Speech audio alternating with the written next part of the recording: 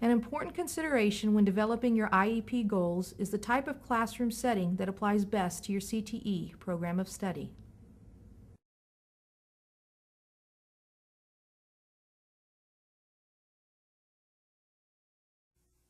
This is a non-traditional setting. This is what is called our lab, where we do practical applications, hands-on applications. Students are able to put real-world concepts into this lab. There's collaborative learning, there's also group work learning. In turn, they're not only working on clients, but they're also communicating with other students. They're able to not only work on clients, but they have mannequins that they work on. They do manicures in here. There's clipper cutting activities that go on, hair cutting activities that go on in a lab setting. So basically, all this means is what they've learned in the theory, in the traditional classroom setting, they bring it into the non-traditional classroom setting to put those theories into practice.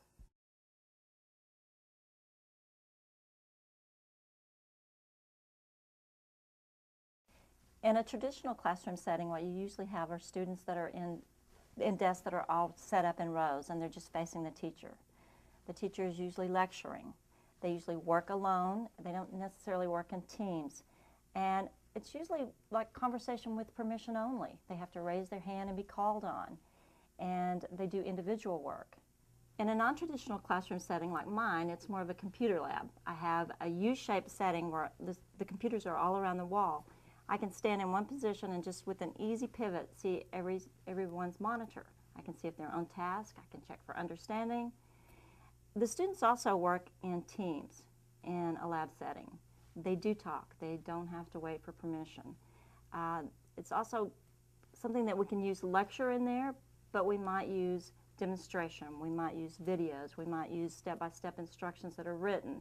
We also would use peer teaching or demonstration.